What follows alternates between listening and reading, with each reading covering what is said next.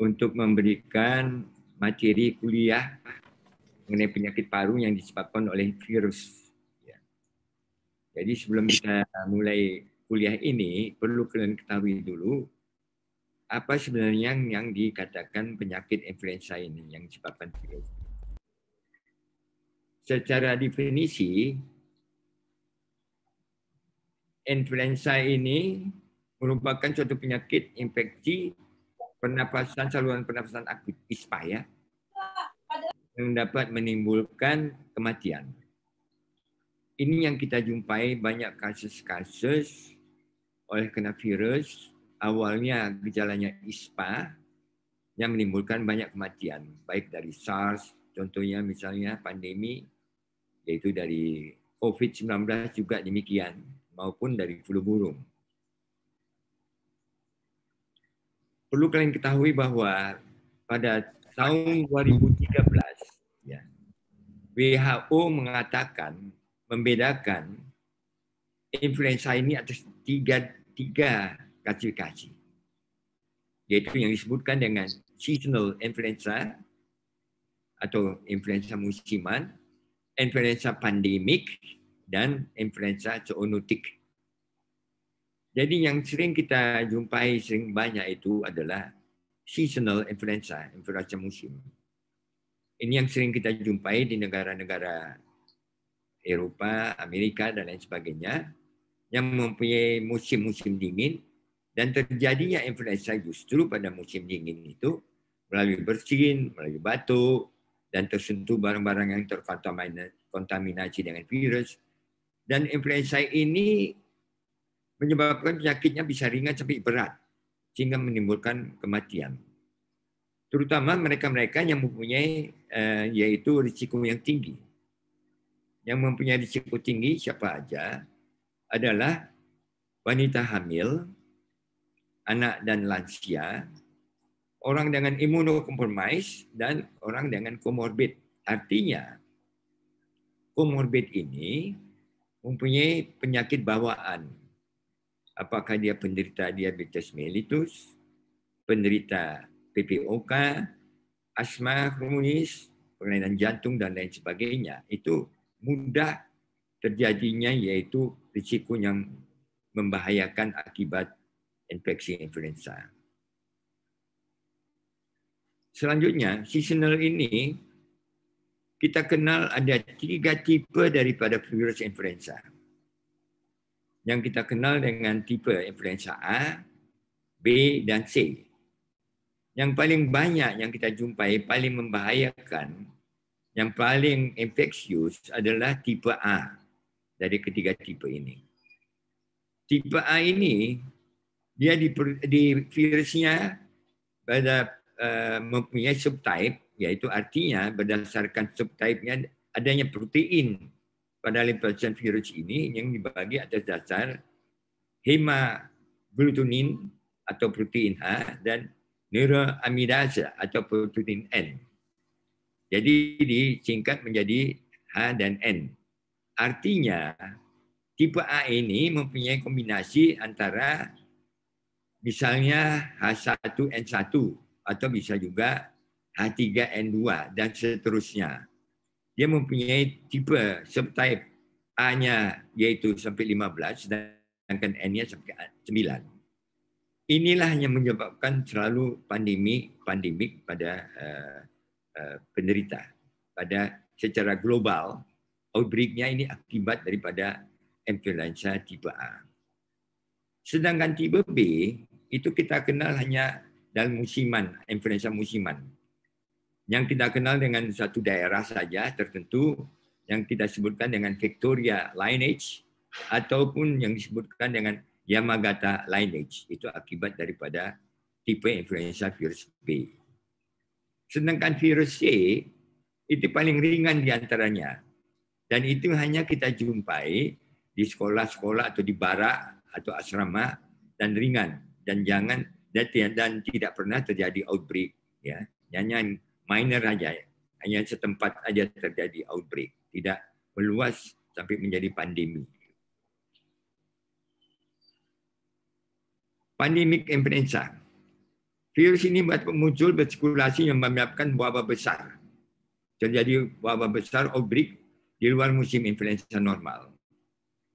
Ini kita lihat umumnya terjadi pada manusia yang tidak mempunyai imunitas. Jadi mereka yang tidak mempunyai imunitas terhadap virus mudah terinfeksi sehingga banyak terjadi yaitu outbreak di mana menyebar ke seluruh penduduk dan terjadi yaitu gejala bisa sampai ringan dan bisa sampai berat sekali. Pandemik yang tidak kita dapat lupakan dapat terjadi ketika itu tahun 1918 sampai 1919 yang kita sebutkan dengan Spanish flu, di mana terjadinya wabah, pandemi, outbreak dan kematian yaitu sekitar 25 sampai 40 juta manusia di dunia. Selanjutnya timbulnya outbreak yang lain lagi tahun 1957 dan 1968. Jadi sudah terjadi 3 kali outbreak. Di samping yang sekarang ini kita lihat COVID-19 juga ataupun avian influenza dan SARS. Ya. Jadi pandemik ini Asian flu itu penyebabnya adalah H2N2 tahun 57 sampai 58 dan di Cina menyebabkan sekitar 70.000 yang meninggal. Itu yang Asian flu. Sedangkan di Hong Kong itu penyebabnya adalah H3N2. Jadi berbeda-beda dia punya type-type daripada influenza tipe A-nya ya. Tahun 68 sampai 69. Kematian 34.000 orang di Amerika waktu itu. Kemudian terakhir timbul juga strain dari influenza H1N1 2009. Dan sejak itu tidak pernah ada timbul lagi, baru belakangan ini muncul. Yaitu 2019 ini COVID-19, ya, pandemi. Jadi kalau kita lihat ketika itu terjadinya Spanish flu, di mana tahun 1918, saking banyaknya manusia yang terkontaminasi, terjadi outbreak wabah di seluruh dunia, makanya kematiannya sampai jutaan, puluhan juta. Dan mereka tidak bisa menampung lagi di rumah sakit, lagi ditaruh di barak-barak, di stadion, dan lain sebagainya. Demikian juga Asian flu, kejadian di waktu itu, dan flu Hong Kong juga, ini petugas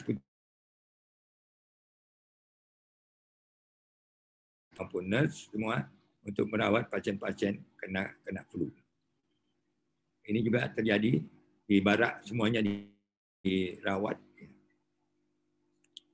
Demikianlah tadi sepintas selalu kita singgung mengenai influenza.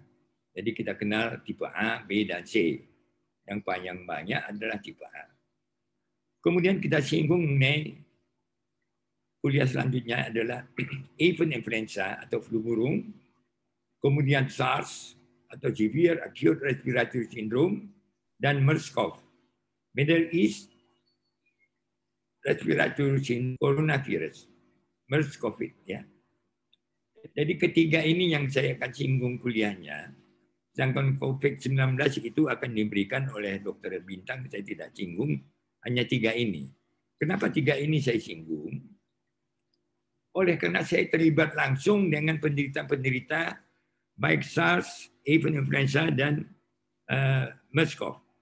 Ketika itu saya masih aktif di Rumah Sakit Adam Malik sebagai kepala bagian, dan bagian paru itu ditugaskan, diberi tanggung jawab untuk menjadi ketua tim di dalam penanganan pandemi ketika itu yang terjadi di dunia, baik penyakit-penyakit SARS, avian influenza, dan MERS-CoV. Pertama akan saya singgung mengenai flu burung, avian influenza.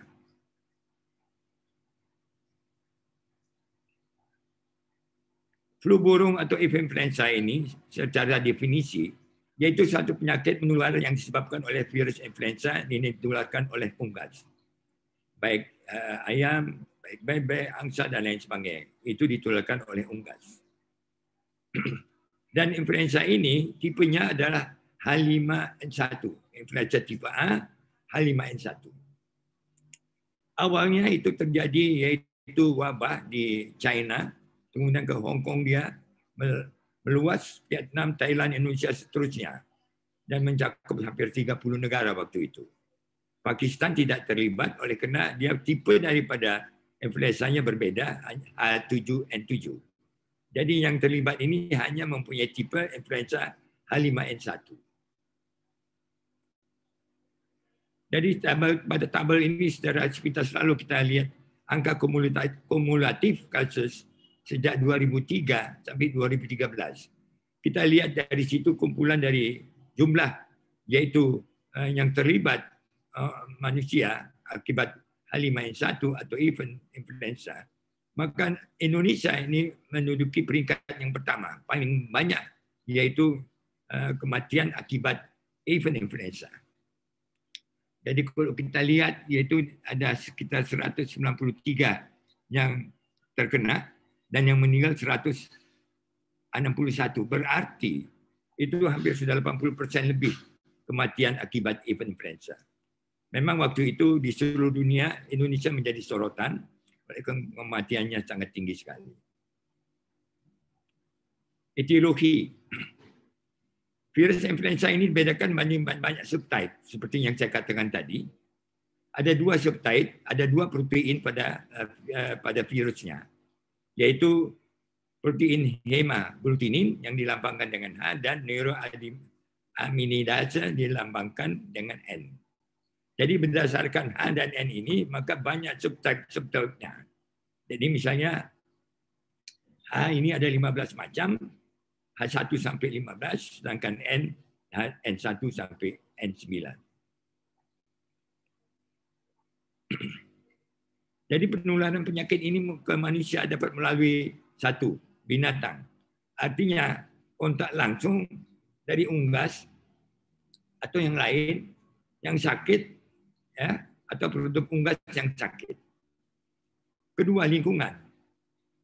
Lingkungan ini mereka-mereka yang bekerja di tempat pemeliharaan ayam, di mana udara atau peralatan yang tercemar virus yang berasal dari tinja atau sekret unggas yang terserang flu burung, itu bisa mengenai kontak kita. Yang bekerja, mereka-mereka di tempat bekerja, tempat pemeliharaan ayam dan lain sebagainya. Manusia ini sangat terbatas. Jadi manusia ke manusia itu jarang terjadi, tidak terjadi. Tidak seperti SARS maupun COVID-19, sangat infeksius. Tapi pada flu burung tidak terjadi. Maka itu tidak transmitted between human and human. Jadi even influenza is not transmitted between human and human. Artinya dia tidak bisa langsung menular antara manusia dengan manusia. Kecuali dia mempunyai blood relation, dia mempunyai hubungan darah. Artinya hubungan darah seperti bapa ke anak atau paman yang mempunyai seluruhnya hubungan darah. Ini yang bisa terjadi. Maka diberitahu bahwa even influenza hanya terjadi pada satu kluster. Kluster itu adalah kumpulan atau yang terlibat bisa 2-3 orang, bisa lebih. Ya. Keempat adalah makanan. Mengkonsumsi yang yang masih mentah, yaitu unggas yang terinfeksi, tidak dimasak sempurna, di mana dikonsumsi maka itu bisa menimbulkan yaitu even influenza. Bagaimana masa inkubasinya? Masa inkubasi daripada even influenza adalah 1 sampai 3 hari. Dan masa infeksius 1 hari sebelum sampai 3-5 hari sesudah gejala timbul. Pada anak-anak ini lebih lama lagi, bisa sampai 21 hari.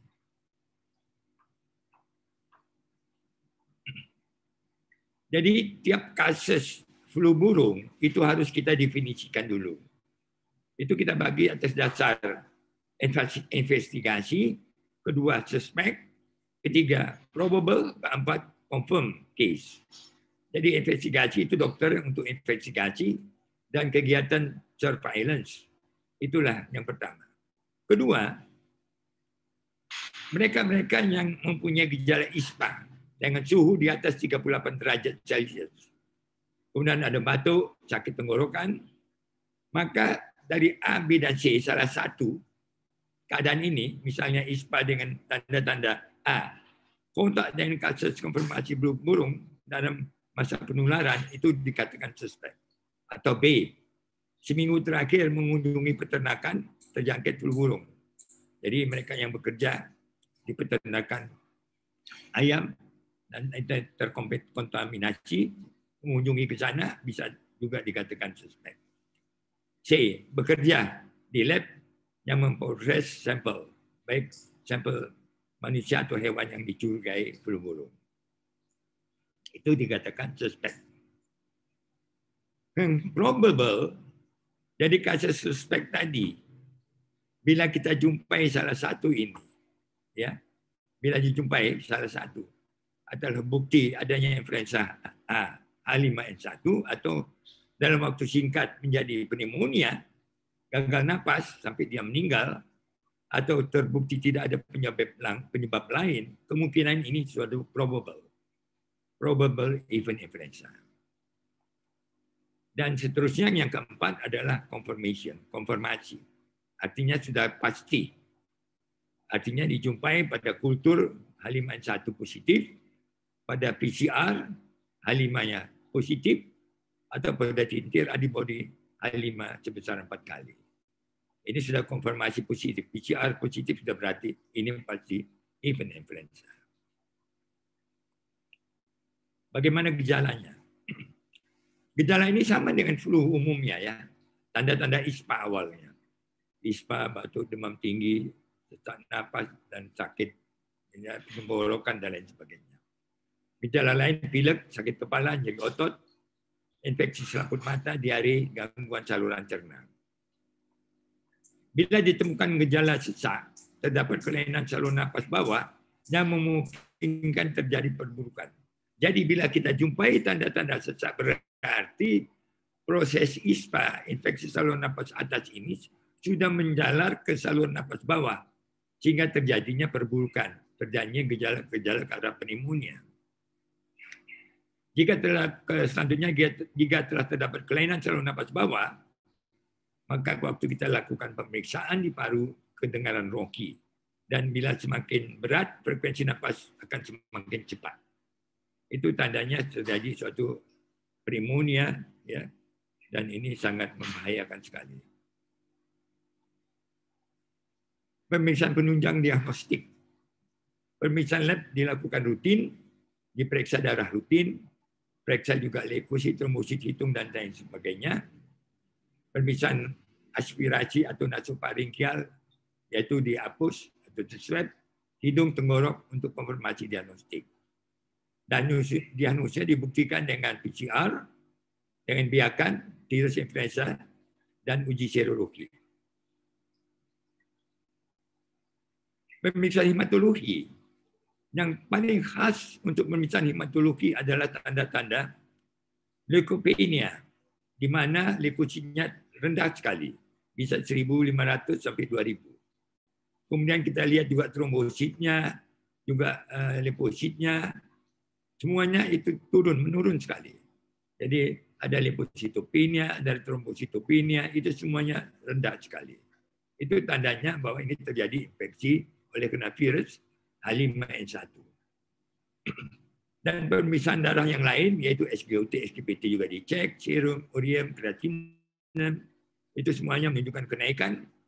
AKDA juga bisa normal, tapi bisa juga abnormal kalau sudah tanda-tanda kelainan pada saluran napas bawah, jadi tanda ke arah pneumonia, kemudian ada komplikasi dan lain sebagainya. Pemeriksaan radiologi. Pemeriksaan radiologi kita jangan lupa akan membuat foto toraks PA dan lateral pada setiap pasien. Kemudian kita jumpai adanya tanda-tanda bercak-bercak yang menuju ke arah infiltrat, bahwa ini kemungkinan ada suatu pneumonia. Kalau bisa dilakukan, itu jarang kita lakukan, sebab dengan pemeriksaan fototoraks untuk awalnya sudah cukup, karena CT scan memerlukan satu tindakan yang lebih agak susah ya, karena dia sangat infeksius, jadi kita harus hati-hati. Tapi hasil foto sudah bisa kita tunjukkan bahwa dia ke arah suatu pneumonia oleh kena flu. Jadi tiap pasien yang datang kepada kita dengan gejala ispa, demam tinggi dan lain sebagainya, kita tidak bisa menentukan yaitu segera langsung bahwa ini diagnosisnya adalah flu burung. Kita harus memberikan diferensial diagnosis dulu. Semua penyebab penyakit-penyakit yang menimbulkan yaitu demam yang tinggi atau demam itu harus di-DD. Antara lain yaitu pada demam dengue, ya, demam dengue, pada infeksi kena virus lain, bakteri, demam tipoid, HIV dan TB paru. Itu dirinya harus dengan kelainan-kelainan ini. Bagaimana kita lakukan yaitu diagnosis sementara untuk mereka ini. Jadi tiap-tiap kelainan ini, tiap pasien ini jangan lupa diperiksakan yaitu untuk dengue. Dengue bloodnya diperiksa, kemudian biarkan sputum darah dan rutin, biarkan salmonella untuk typhoidnya, HIV-nya, pemeriksaan anti-HIV juga, dan pemeriksaan sputum untuk BTA-nya. Jadi dengan dasar itu, kemudian kita dapat memberikan kesimpulan bahwa ini adalah suatu event influenza, atau mungkin ini TB dan lain sebagainya. Bagaimana tata laksana? Tata laksana itu tergantung pada di mana pusat pelayanannya. Kebetulan pada kejadian flu burung, event influenza tahun 2006, maka Rumah Sakit Adam Malik ditunjukkan sebagai pusat itu rujukan. Pusat rujukan di Sumatera, di Adam Malik. Jadi kalau ada dari daerah-daerah lain yang disangkakan flu burung, mereka kirim ke Rumah Sakit Adam Malik. Kami sebagai tim menerima pasien-pasien dari mana untuk kita rawat di Rumah Sakit Adam Malik. Dan kita mempunyai yaitu fasilitas cukup dengan adanya ruangan-ruangan yang khusus untuk kita rawat ke pasien-pasien flu burung. Tapi pasien-pasien flu burung yang kena ke daerah, sebelum mereka dikirim, mereka boleh diberikan dulu suspek untuk, misalnya suspek, diberikan oseltamivir, obat virus, 2 kali 75 mili, sebelum dirujuk ke rumah sakit rujukan. Tetapi untuk daerah-daerah di mana puskesmasnya sangat terpencil, ya, dan itu tidak bisa dikirim ke rumah sakit rujukan, mereka harus memberikan yaitu pengobatan. Dengan cara bagaimana? Maka di sana dilakukan yaitu pemeriksaan yang berdasarkan yaitu case management dan pengembangan laboratorium regional, yaitu oleh Bandung pada tanggal 20 sampai 23 April mengadakan suatu modifikasi sistem scoring artinya. Jadi sistem scoringnya demikian. Jadi bila di daerah terpencil itu di puskesmas, kita harus skor dulu. Bagaimana skornya? Skornya 1 atau 2. Kemudian yang kita skor itu gejalanya. Pertama demam misalnya. Kalau demamnya di bawah 38 derajat itu skornya 1. Kalau di atas 2. Kemudian RR, respiratory rate. Jadi pernapasannya, jumlah pernapasannya. Apakah dia normal atau tidak? Kalau normal 1, kalau di atas normal 2. Kita periksa PD-nya, ada rongki apa tidak? Kalau tidak ada nilai. Kalau ada dikasih 2. Leukopenia juga, kontaminasi, kontak juga ada dan tidak. Jadi dari jumlah ini, bila kita dapat jumlahnya 6 sampai 7, ini harus dievaluasi betul-betul. Jadi kalau meningkat dia di atas 7, segera dikasihkan oseltamivir. Jadi berdasarkan scoring inilah mereka baru boleh dikasihkan oseltamivir. Pelayanan di rumah sakit rujukan flu burung. Jadi kalau mereka yang sudah suspek, probable atau konfirmasi, kita mempunyai ruang isolasi khusus ketika itu.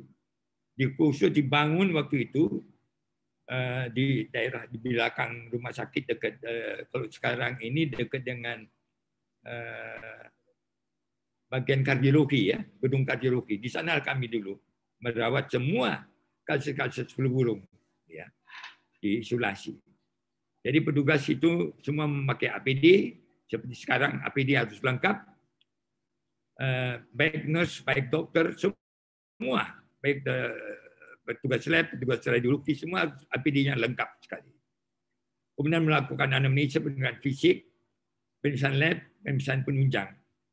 Jadi kami waktu itu, kami beserta staf, saya, kemudian beserta co-asisten juga ikut melihat, ya, yaitu pasien-pasien yang kami rawat.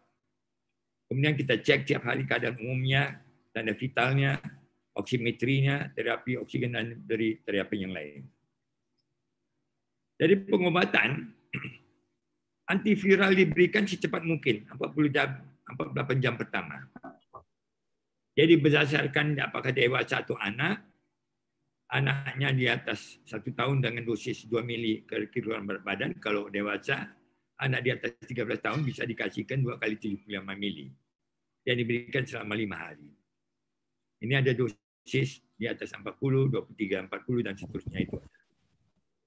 Pada percobaan binatang tidak ditemukan efek teratogenik. Artinya pada wanita hamil ketika itu juga bisa diberikan, safe dia, diberikan oseltamivir. Kemudian di samping obat virus oseltamivir tadi, maka kita harus berikan juga obat-obat antibiotik yang luas, yang mencakup kuman tipikal dan atipikal untuk mencegah terjadinya sekundari infeksi pada pneumonia dan lain sebagainya. Dan pada kasus-kasus yang berat, misalnya dia jatuh dalam keadaan pneumonia yang berat, seperti ARDS. ARDS itu adalah acute respiratory distress syndrome dan bisa shock ya, maka dapat dipertimbangkan untuk memberikan metilprednisolon 1-2 mili per kilogram berat badan IV. Itu dapat diberikan. Kalau tidak, jangan Anda memberikan pada kasus ini ada flu burung. Terapi lain ya tentunya kita kasihkan vitamin, makanan bergizi. Dan kalau dirawat di ICU selalu ada indikasi pneumonia yang berat dirawat secara intensif dengan ventilator dan sebagainya. Saya ingin menunjukkan satu tabel pada Anda sekalian di sini. Ini adalah tabel yang dibuat dari sumber WHO yang bekerjasama dengan kami waktu itu. Ketika terjadinya wabah atau outbreak pandemi flu burung, maka tim dari WHO, dari CDC, Center for Disease Control dari Atlanta, Amerika, banyak dari mana-mana, dari Singapura, dari mana-mana, dari Geneva, WHO, semua datang ke Indonesia, khususnya ke Sumatera Utara. Kenapa? Karena dari semua kasus yang paling banyak klaster, ya, banyak terjadi klaster di mana-mana, artinya 2-3 orang. Tapi yang terjadi klaster yang di Indonesia, di Brastagi, Kubu Sebelang, itu sampai mencakup 8 orang dalam satu keluarga. Yang satu mempunyai hubungan darah, satu hubungan darah. Jadi dari 8 orang itu, 7 orang yang meninggal waktu itu kena flu burung. Jadi kalau kita lihat, saya akan tunjukkan dulu. Ini kami segi 4 ini adalah wanita ya. Kita buat segi 4. Ini ibu ini suaminya udah meninggal. Anaknya ini. Anaknya adalah P, umur 36. Dia mempunyai saudara P ini punya saudara D 32 tahun, A 29 tahun, J ini 37 tahun, D 27 tahun, ini J 25 tahun. Yang warna ungu ini adalah kota Kapanjahe. Warna putih semua ini adalah desa Kubu Sebelang. Jadi ada mereka membuat suatu pesta di Kubu Sebelang, desa Kubu Sebelang. Karena orang Karu kalau panen itu suatu kebiasaan, mereka bikin pesta besar-besaran diundang seluruh adik-beradik keluarganya. Jadi ibu inilah yang memasak. Ibu ini. Yang garis-garis hitam itu. Masak segala makanan, binatang, semua, yaitu termasuk unggas dan lain sebagainya. Dan tanpa disadari, unggas itu sudah tertular H5N1. Berapa hari kemudian, ibu ini jatuh sakit setelah pesta. Berturut-turut semuanya jatuh sakit. Ini, semua jatuh sakit. Ibu itu sudah gawat, dibawa ke rumah sakit Elizabeth, awalnya di Kebenjahe, tak tertolong, bawa ke Elizabeth, 1 hari meninggal. Ya, ibu ini meninggal, tanpa diketahui awalnya. Yang lain menyusul pada sakit semuanya. Ini semuanya kita rawat di rumah sakit Adam Malik waktu itu. Antara 3 hari sampai 2 minggu semuanya meninggal. Yang orangnya ini semua meninggal. Kecuali yang satu ini, dia hidup sampai sekarang. Jadi dari 8 orang, 1, 2, 3, 4, 5, 6, 7 meninggal dari 8 orang. Saya ingin tunjukkan pada Anda sekalian. Jadi mereka itu, awalnya ibu ini, umur 37, dia jatuh sakit tanggal 2, tanggal 4 dia meninggal waktu itu. Jadi pestanya tanggal 24 April waktu itu. Jadi died, tidak suspek, tidak bisa diperiksa dia, H5N1. Dia meninggal. Nyusul ada umur 10 tahun, anaknya bapak itu, dari bapak D, dia juga meninggal setelah dirawat tanggal 2 sampai tanggal 13. Meninggal. Tapi H5N1 confirm. Seterusnya semua confirm. Yang 1,5 tahun, 19 tahun, 18 tahun, ibunya 29 tahun, dan bapaknya yang 30 tahun, 32 tahun. Ini semua meninggal. Yang confirm semuanya dengan H5N1. Jadi satu yang tidak confirm, awalnya ibu itu. Ini juga confirm yang hidup, itu confirm juga. Itu yang kami rawat di rumah sakit Adam Malik ketika itu, di ruang isolasi. Kami pun heran kenapa dia bisa bertahan. Karena daya tahannya cukup kuat waktu itu dibandingkan yang lain.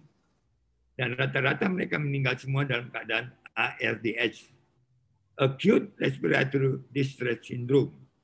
Jadi semuanya, tiap hari kami visit, kami lakukan pemeriksaan dengan foto. Tiap hari kita lakukan fototorax untuk melihat perkembangan. Dan hebatnya virus H5N1 ini sangat infeksius, sangat progresif, hari demi hari. Jadi pneumonia bilateral, kiri dan kanan, itu meluas terus, tiap hari, ini bertambah. Ini meninggalnya dalam keadaan luas sekali, ya, pneumonia-nya.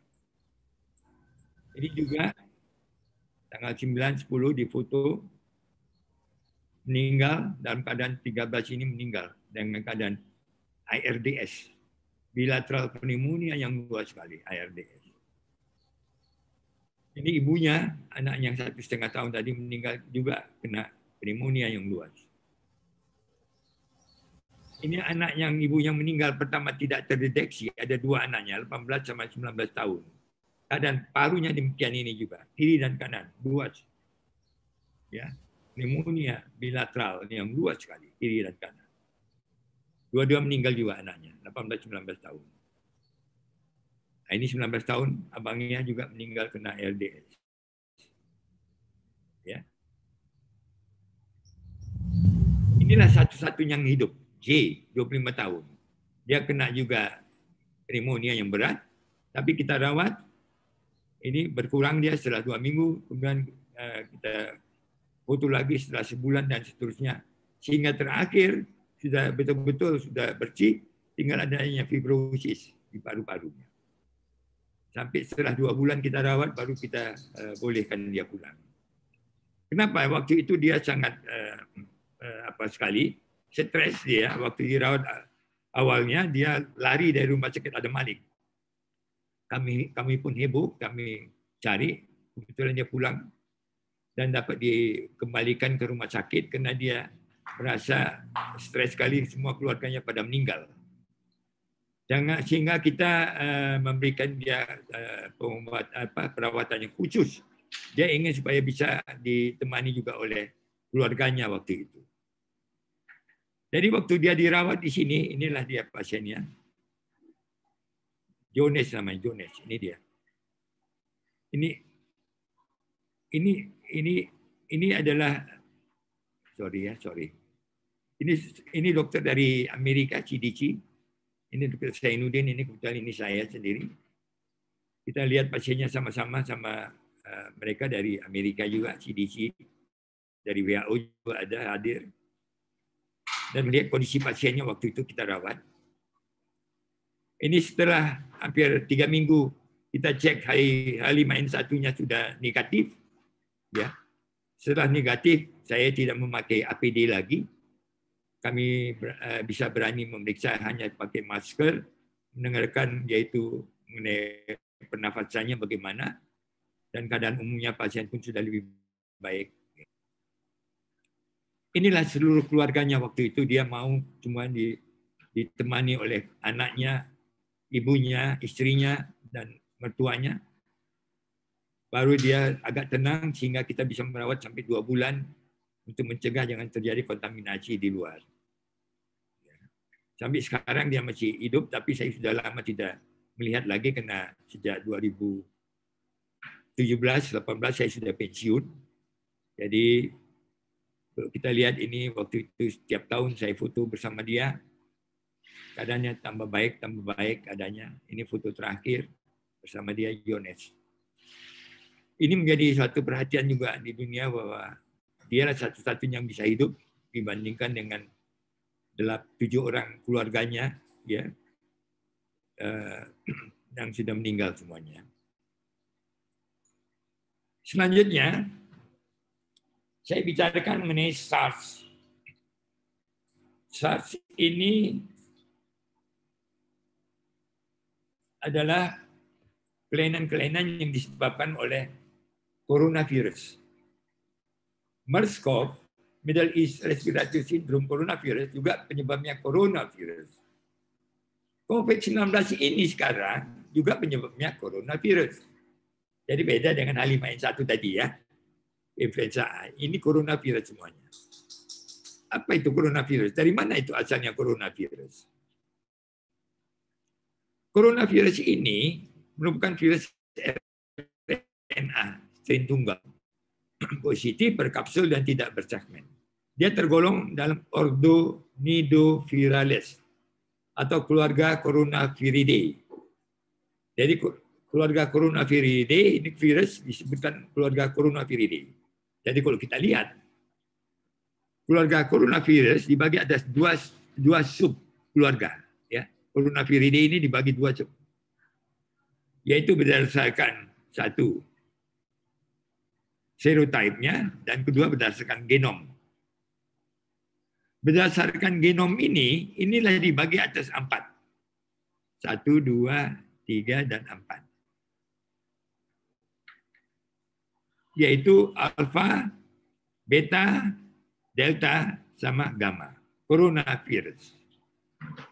Beta coronavirus inilah yang kalian jumpai penyebabnya, yaitu terjadinya SARS, MERS-CoV, dan COVID-19. Ini asalnya dari beta coronavirus.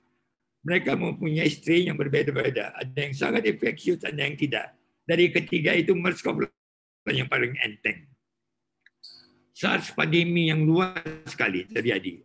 Kalau COVID sekarang juga pandemi yang belum bisa kita atasi sampai sekarang. SARS juga ketika itu terjadi pandemi. Ya. MERS-CoV kami rawat juga waktu itu terjadi, tapi tidak membahayakan waktu itu. Jadi bagaimana kita membedakan antara SARS dengan MERS-CoV? Ya, saya tidak bicara COVID-19, itu bukan tanggung jawab saya, itu nanti sama Dr. Bintang. Jadi SARS atau Severe Acute Respiratory Syndrome atau disebutkan penyakit pernafasan akut berat. WHO menamakan namanya itu SARS. Diketahui pada 2003. Waktu itu mereka mendeteksi ada terjadi suatu keadaan yang waspada global, terjadi outbreak, di mana belum diketahui etiologinya apa itu. Penyebabnya apa yang terjadi, penyebabnya. Maka disebutkan SARS. Mereka belum tahu bahwa virusnya penyebabnya adalah coronavirus. MERS-CoV, singkatan Middle East Respiratory Syndrome coronavirus, MERS-CoV, coronavirus. Ini juga disebabkan oleh coronavirus. Kejadiannya 2012, waktu itu di Arab Saudi. Jadi di Arab Saudi itu, seperti Qatar, Arab Saudi, Yordania, dan lain sebagainya negara Arab, itu hanya dijumpai di negara Arab saja. Tidak seperti SARS atau tidak seperti COVID-19, tapi ini hanya di negara Arab. Jadi waktu itu disangkakan dari suatu unta ya. Nanti saya jelaskan lagi lebih lanjut. SARS penyakit saluran napas manusia disebabkan oleh coronavirus, beta coronavirus. MERS-CoV juga oleh beta coronavirus. Itu bisa sedang sampai berat, tapi rata-rata sedang atau ringan atau sedang. Mediannya antara 49,5 tahun dan banyak pada laki-laki. SARS terjadinya awalnya dari China tahun 2002 dan menyebar ke semua negara, kira-kira 32 negara. Terjadi outbreak tahun 2003. Yang paling parah terjadi outbreak itu waktu itu adalah Singapura. Menjadi travel warning. Oleh kenapa? Karena di situ Singapura banyak penduduknya meninggal. Dokter juga bisa meninggal waktu itu, sama nurse juga meninggal ketika merawat penderita SARS. Sangat infeksius, sangat menular sekali coronavirusnya waktu itu, SARS. Maka itu seluruh dunia warning, maka di tiap-tiap penerimaan mereka yang datang dari luar negeri, di pelabuhan-pelabuhan, baik pelabuhan udara, pelabuhan laut, dan lain sebagainya, dideteksi dengan alat-alat untuk mencegah, yaitu mereka yang datang dengan keadaan ispa, mesti segera kita rawat. Dan dari MERS-CoV, waktu itu hanya terjadi di Arab, seperti Arab Saudi, Uni Arab, Qatar, tetapi juga bisa terjadi di Prancis, Italia, Inggris, dan Jerman. Oleh kenapa? Karena mereka-mereka yang kembali dari Arab, yang bekerja di Arab, atau mereka kebetulan datang ke sana, yang terkontaminasi MERS-CoV, itulah yang membawa penyakit itu ke negara masing-masing. Semua kasus itu berhubungan hanya di Jazirah Arab. Ya. SARS ini kasusnya juga demam tinggi, temperaturnya 38 ispalah, gejala napas sesak, nyeri dada, pusing, otot kaku, dan lain sebagainya. Sama dengan keadaan pada influenza sepertinya itu, pada ispa. Sedangkan pada MERS-CoV juga demikian, tapi tidak begitu berat, hanya aktif juga bisa. Dan mereka yang kena ini mempunyai komorbid. Artinya tidak semua orang bisa kena MERS-CoV bila tidak mempunyai komorbid. Jadi mereka yang mempunyai komorbid paling mudah untuk kena, yaitu MERS-CoV. Seperti sakit diabetes, sakit paru, PPOK, TB, sakit jantung, dan lain sebagainya. Ya. Dan tidak banyak menimbulkan kematian, banyak kita rawat waktu itu pun, tahun 2012-13, yang umumnya terjadi mereka-mereka yang pulang daripada ibadah haji ataupun umroh, yang di mana mereka terkontaminasi kemungkinan dari unta, mungkin. Jadi SARS ini yang paling mudah terjadi seperti pada COVID-19, berasal dari bersin batuk, infeksi melalui mata, hidung, mulut, langsung kontak antara dua orang, melalui bahan-bahan yang terkontaminasi, atau melalui udara. Ya, belum jelas. Tapi itulah kira-kira. Maka itu pada COVID kita kan selalu jaga jarak 3M selalu. MERS-CoV itu belum diketahui jelas apakah mungkin betul dari unta. Itu menjadi tanda tanya. Oleh karena mereka yang kontaminasi dengan unta itu banyak rata-rata menderita MERS-CoV. Oleh kenapa? Mungkin di treaty mereka, di unta itu sudah ada antibodi positif dari MERS-CoV. Apakah mungkin kena berasal dari kelelawar yang menyengat ke ke unta sehingga timbullah gangguan MERS-CoV di badannya sehingga mudah terjadinya kontaminasi. Tapi ini penelitian perlu dilakukan lebih lanjut. Jadi seperti even influenza, SARS maupun MERS-CoV kita bagi juga atas dasar suspek, probable dan konfirmasi ya, confirm ya. Jadi kalau dia SARS itu mereka yang setelah 1 November 2002 datang dengan demam tinggi, ispa, batuk atau sulit bernapas, salah satu dari tanda-tandanya dalam 10 hari timbul gejala kena kontak erat dengan penderita SARS atau riwayat perjalanan ke daerah di mana ada transmisi atau tinggal di daerah di mana terjadi transmisi. Jadi kebetulan satu kasus, untungnya kita mempunyai satu kasus. Tahun 2003 waktu itu kami rawat, yang pulang dari Singapura. Jadi transmisi dari lokal dia tinggal di Singapura. Jadi dia kebetulan punya 2 rumah di Medan dan di Singapura. Jadi waktu outbreak-nya itu terjadi di Singapura, dia pulang ke Medan. Disitulah terdeteksi di lapangan terbang, kemudian kami rawat segera di Rumah Sakit Adam Malik di isolasi. Sedangkan MERS-CoV, ya, itu terjadi ispa juga, demam, dan ada riwayat tinggi, batuk, dan dijumpai adanya pneumonia, tanda-tanda secara radiologis. Apalagi yang mempunyai komorbid, itu mudah terjadinya pneumonia.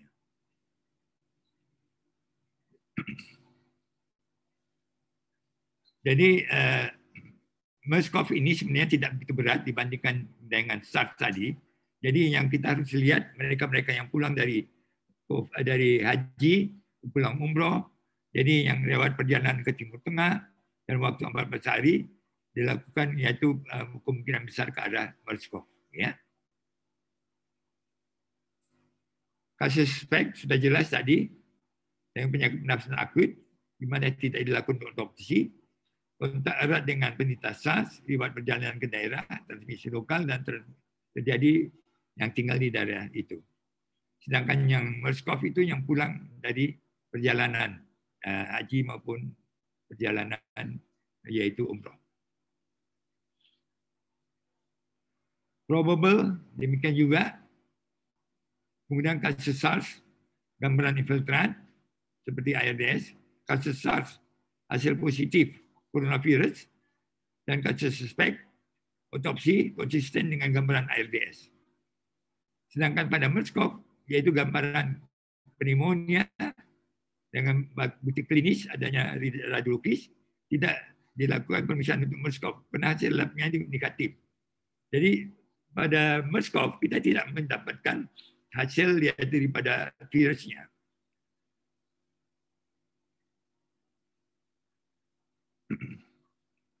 Jadi kalau MERS-CoV itu probable, jadi kalau dia ada tanda pneumonia, bukti radiologis, pemeriksaan laboratorium juga mendukung, dan secara epidemiologi konfirmasi dengan MERS-CoV.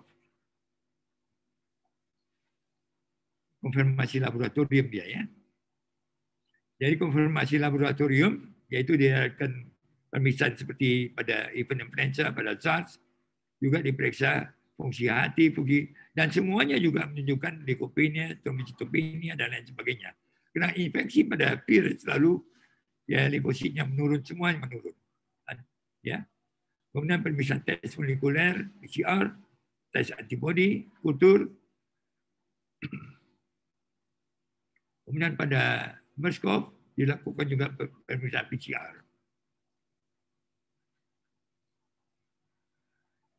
Penata laksanaan.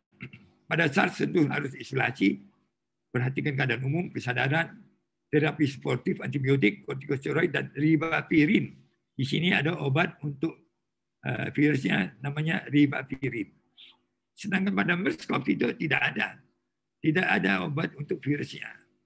Karena belum ada vaksin waktu itu, belum ada dijumpai adanya tanda-tanda ke arah itu, maka cukup diberikan pengobatan suportif, antibiotik, dan lain sebagainya. Belum ada pengobatan yang digunakan untuk MERS-CoV khusus supportive treatment. Jadi pencegahannya seperti umumnya pencegahan pada influenza, pada COVID, pada SARS semua, cuci tangan dengan air 20 detik, bantu anak Anda untuk melakukan cuci tangan, sabun tidak ada, pakai gunakan hand sanitizer, mengandung alkohol. Tutup mulut dan mulut dengan tisu ketika bersin dan dibuang ke tisu ke tempat sampah. Hindari menyentuh mata, hidung, mulut dengan tangan yang belum dicuci. Cegah kontak langsung seperti berbagi minuman dengan pesakit. Hindari kontak dengan orang yang menderita flu. Itulah pencegahan terhadap SARS maupun MERS-CoV. Jadi kalau kita lihat ini foto, salah satu kasus kita cuma ada satu kasus SARS waktu itu di Medan, maka awalnya kita terima tanggal 21 April 2003 nampak gambaran pneumonia ini yang luas. Di dalam waktu hanya 21 hari nggak sampai, dia bertambah luas. Tiap hari kita cek. Selanjutnya kiri kanan luas sekali. Setelah seminggu sudah berkurang dia. Setelah hampir 2 minggu, jauh kali berkurang. Sampai akhirnya setelah 2 minggu ke atas, 10 Mei, bersih sama sekali, keadaan umum pasien baik, tanda-tanda klinisnya semua baik, ya, pernapasannya pun tidak ada tanda rompi lagi, semuanya baik, dan keadaan ini sembuh total pasiennya. Syukurlah hanya satu orang yang kita jumpai. Sedangkan kita lihat pandemi mencakup seluruh dunia waktu itu, lebih-lebih Singapura, banyak kematian akibat SARS. Inilah contohnya kasusnya satu orang. Kemudian MERS-CoV, Middle East Respiratory Syndrome Coronavirus, ketika itu tahun 2012-2013, yang pulang dari ibadah haji dan riwayat yaitu perjalanan umroh, mereka-mereka yang mempunyai komorbid, semuanya rata-rata kenanya sebagai kelainan pneumonia. Tidak sampai ke ARDS sampai parah kali. Dan kita pengobatan secara suportif, antibiotik dan lain sebagainya. Inilah keadaan yang baik dan semuanya berangsur baik, tidak ada yang meninggal. Kita rawat, yaitu MERS-CoV di Rumah Sakit Adam Malik. Demikianlah tadi mengenai MERS-CoV dan SARS, tapi ini saya ingin menunjukkan beberapa foto-foto COVID-19.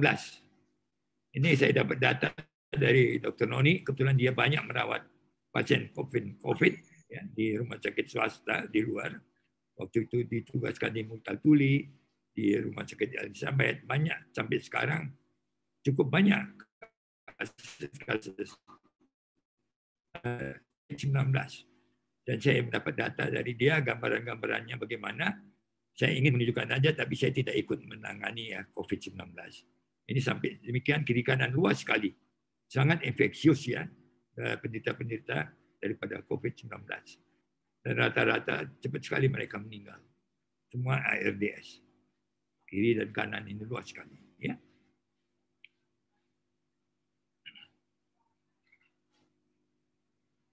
Demikianlah tadi mengenai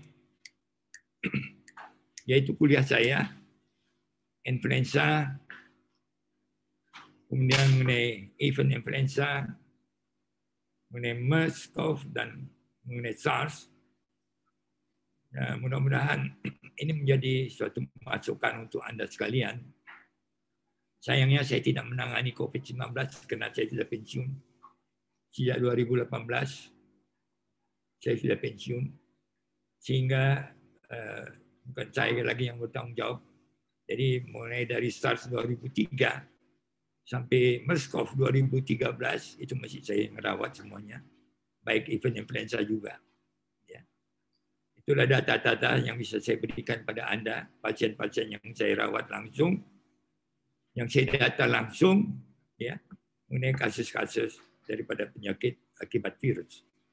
Mudah-mudahan ini menjadi suatu masukan untuk Anda sekalian. Dan menjadi perhatian kita sekarang juga mengenai COVID-19 belum berkurang, masih tetap tinggi. Hati-hati Anda sekalian. Jaga jarak semuanya, jaga 3M. Kemana-mana, jangan Anda lupa memakai masker dan lain sebagainya. Demikianlah. Assalamualaikum warahmatullahi wabarakatuh. Waalaikumsalam warahmatullahi wabarakatuh.